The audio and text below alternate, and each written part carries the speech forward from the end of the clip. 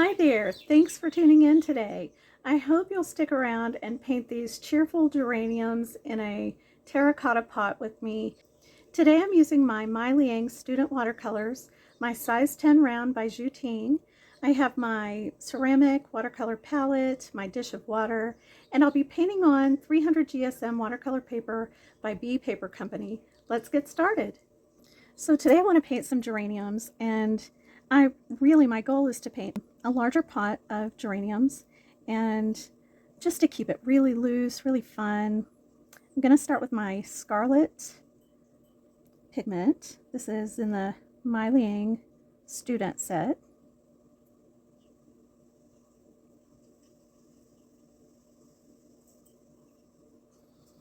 And I'm going to start with these, just some dabs of pigment, somewhat petal shaped, somewhat rounded,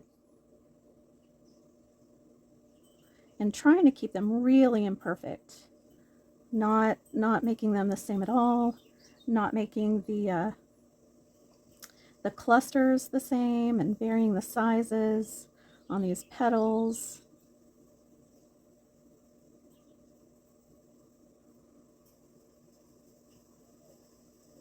Okay, we can come back and add some little ones if we want. And then I'm just rinsing my brush, giving it a good rinse, dragging off that ferrule so I don't have any droplets of water on it. And I'm just going in and depositing some of that water in between and around these dots of pigment. And then I'm just touching into the pigment to touch those together. And I just sometimes like to do that. It gives me a little more ability to kind of disperse that pigment. I just think it's fun. It kind of creates this fun look. So I just kind of go in between. You can see this one, you can see these little in between dots a little more because I didn't rinse my brush as well. And so they were tinged with a little of the pigment already.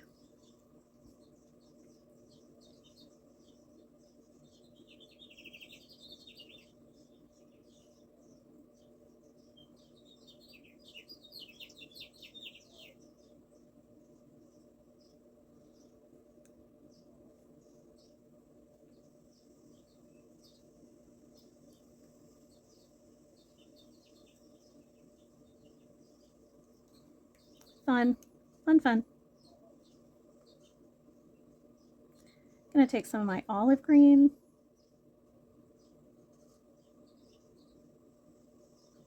and just get this ready.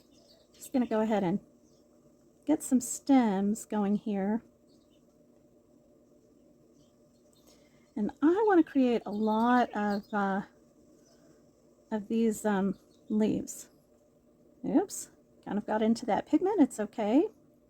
One of the great things about geraniums is that because they have all those little stems in between the flowers, you can get away with some of that pigment getting in there. Now I really do have a lot of bleed, so I'm just going to dab that whole center portion that had that.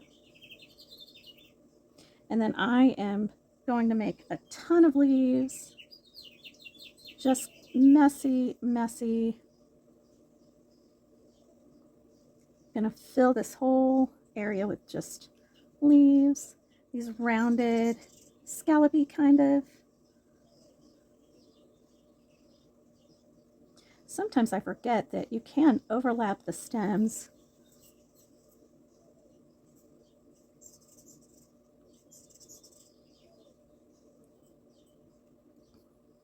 Loving it so far. Okay, gonna take a little bit of this sap green.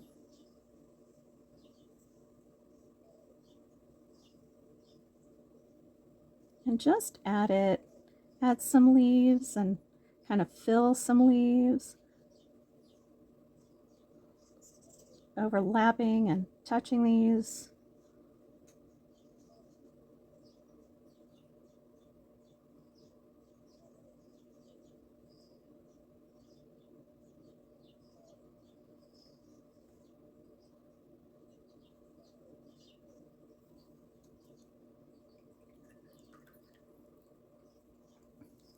think I'm going to dab some of this too. And not because there was any, you know, bleeding green, but because so much of that just kind of muddied together. Okay, I'm going to go with, I'm actually going to open my other palette today and take some of this reddish brown. This is going to be a SeamiArt. I'm going to start right here. Little fiber in my hand there.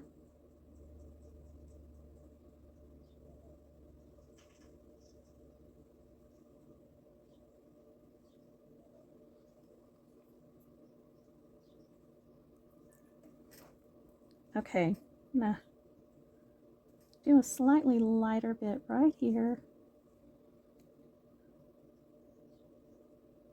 And then I have a little pigment on my brush, which is fine. I can kind of see where I'm brushing this water, that is handy, very handy. Just going across here.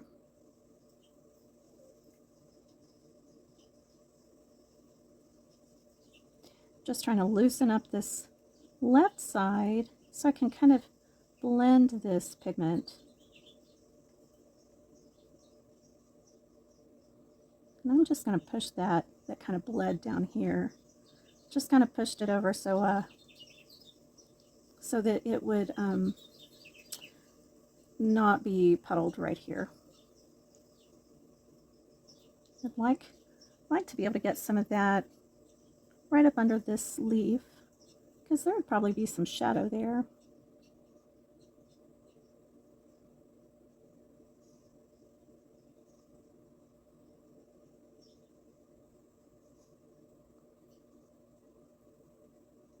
And then maybe bring this pot just a little bit over.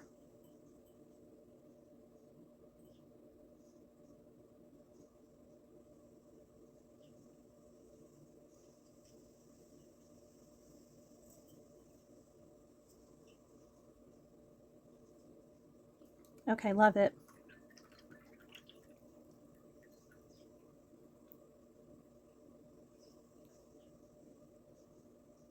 I love all this texture that when I added the sap green, some of that water pushed the pigments. And so you have all this little detail that really just looks effortlessly like veining and whatnot in those leaves.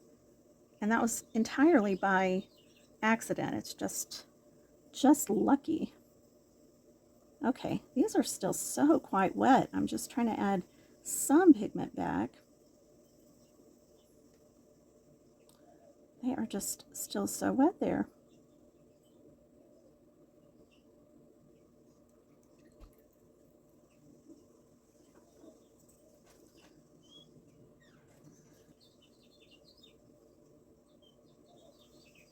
Okay, so this one up here, I can probably just add a bit of water here and there, just to kind of soften those little bits of pigment that I added.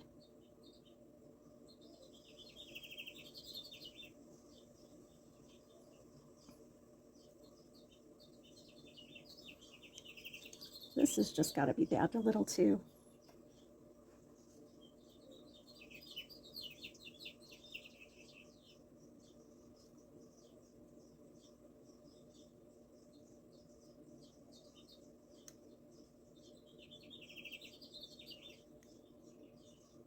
Just creating just a bit of separation here and there.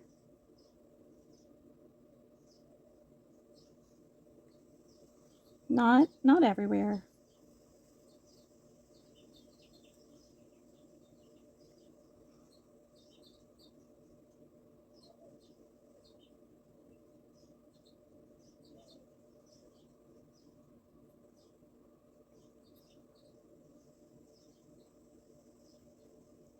And maybe just a little more stem.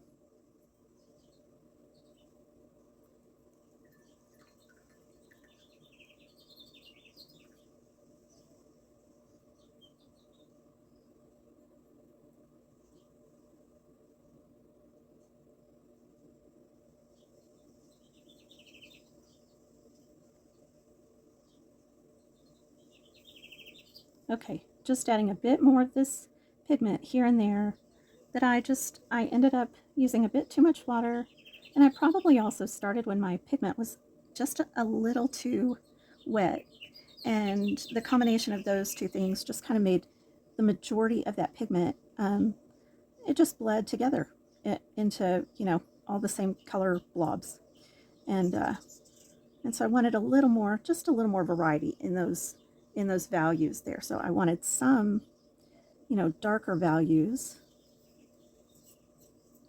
and some lighter and some midtones.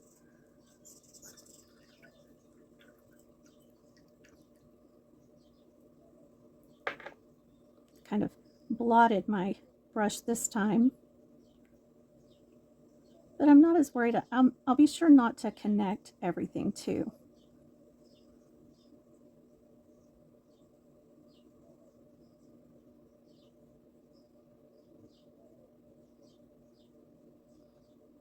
So fun. You could use a smaller brush. I just love this size. It's nice and chunky. Seems to work real well when I'm doing the leaves, and so I like it. See, you've got all that variety there, and it was just kind of effortless. Well, I say effortless. I mean, I did have to go over it a couple of times, but hopefully you know what I mean. So cute.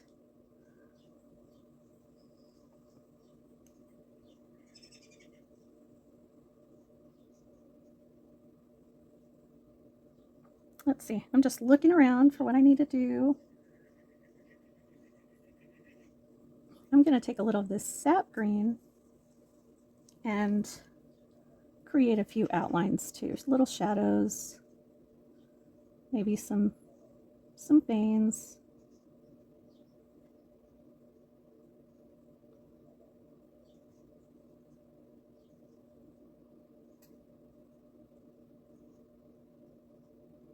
Really fun stuff, you guys.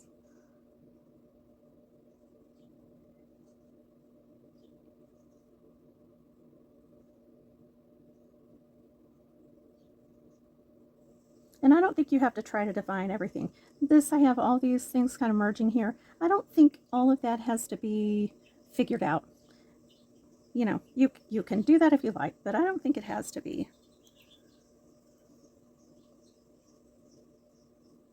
I think some of these things can just kind of muddy together.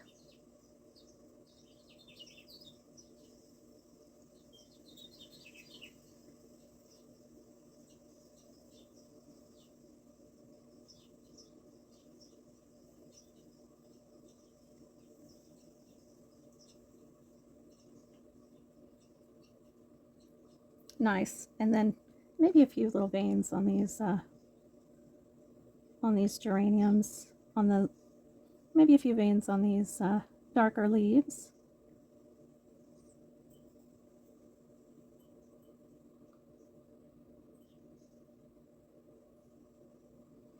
And then, you know, you think you have a few too many or it's just a little too busy, soften some of that up with some water.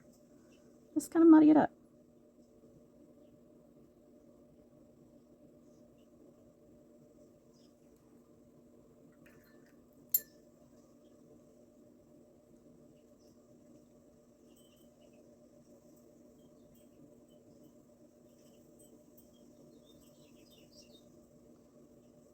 I'm going to just tidy this up a little because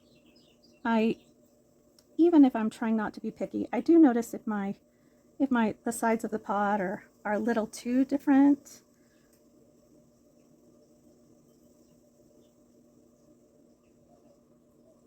Okay, how about a little shadow? Let's use Payne's Gray. We could use the coal black, but I think the cool of the Payne's Gray will look really nice.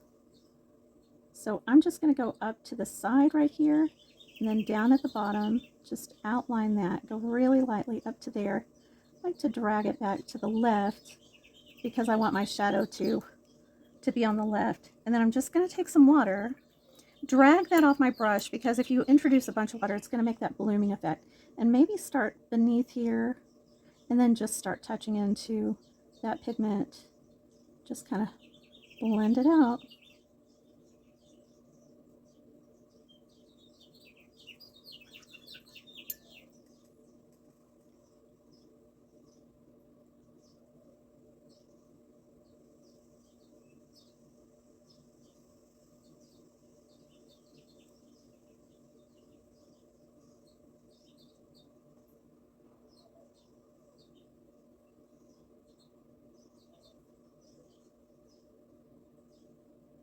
And you can drop in more pigment at the base of the pot if you like. I like to do that. Just kind of creeps and flows down that and into that water. You can kind of rinse your brush and blot it off and smooth some of that if you like. Yeah, which I do.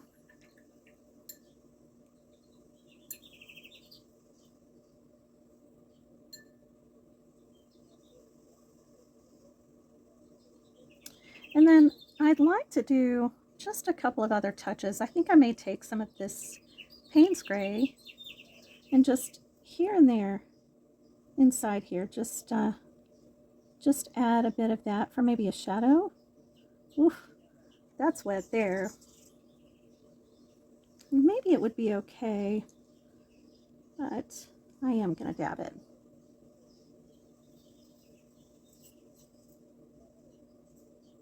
Yeah, just some little shadows in there.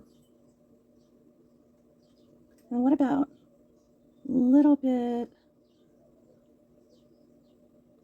underneath these, underneath the flowers? And then what I'm gonna do is just touch that a little. I'm gonna touch all of those with a little bit of water. I'm gonna go into that.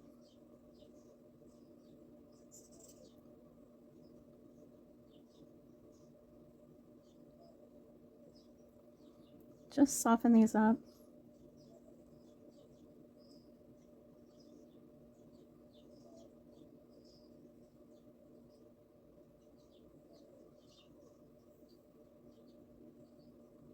Cute.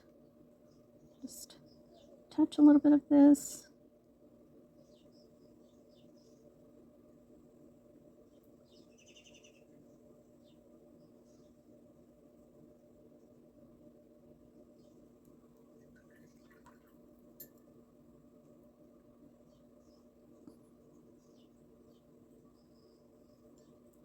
And maybe a few more touches of the red.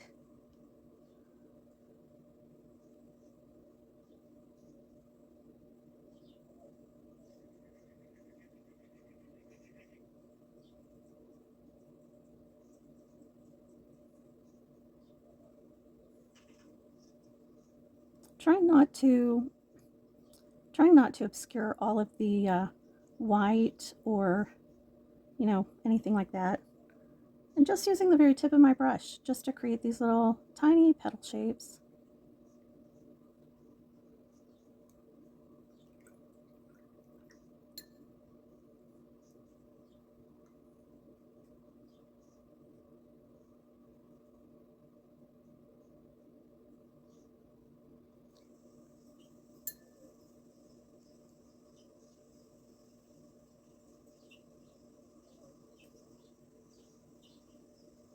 Now when that dries, we'll add some stems inside the flowers.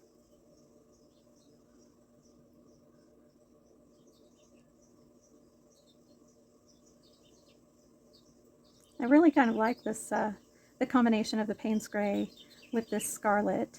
It just has such a good feel to me. I really want to incorporate some more, and you know, sometimes for me that can be a bit risky. I can really obliterate kind of the clean look it has going, but I think I'm going to try it. I think I'm going to just go ahead and go a little bit wild and funky.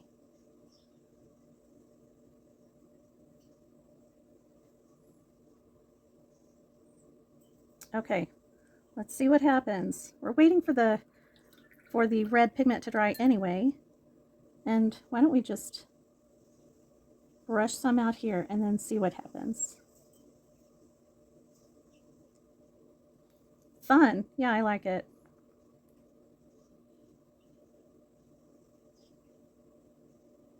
And just push at that a little bit. And maybe take some of that pigment residue that's on your brush and just kind of work it out here and there, kind of randomly. And you're going to have some more over here, so you have other opportunities to do that too. And you just get a hold of that pigment after you have it and just kind of push it where you want it to go.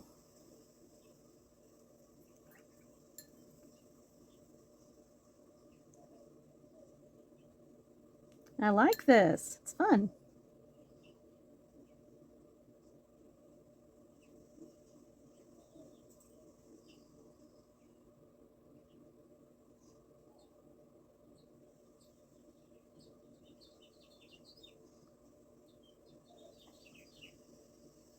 Yeah, and so, you know, I'm not just going in everywhere around those and putting in the Payne's gray, but here and there. And here some of the red has come out, and that's fine.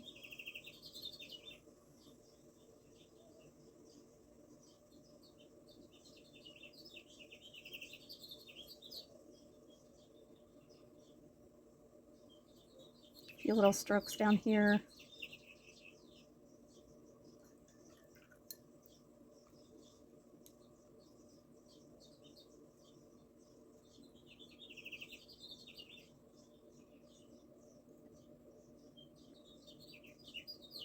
Kind of wish this had moved a little better, but I'm dropping in a little of that Payne's gray there just to see if I can get it to kind of disperse, kind of help blend that little dark area.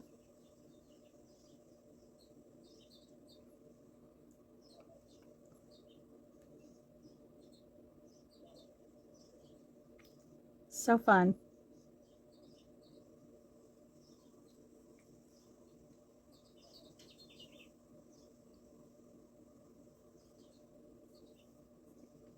Okay, and I think I'll do a little more of this blue down this side.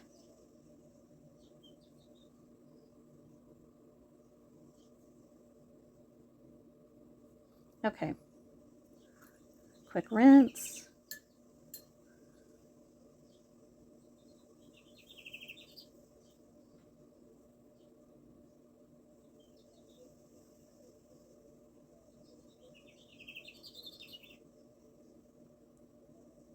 That's fun.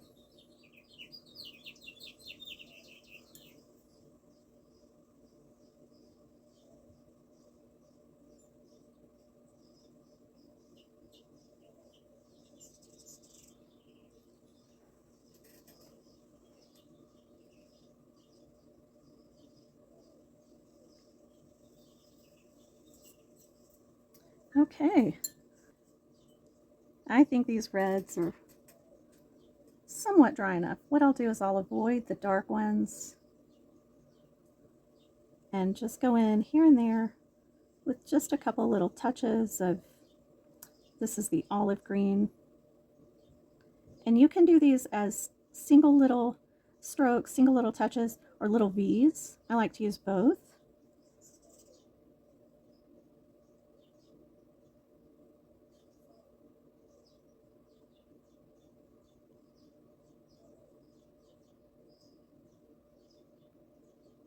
And I try not to overwhelm it, so it don't go everywhere. And that little bleed, fine with that.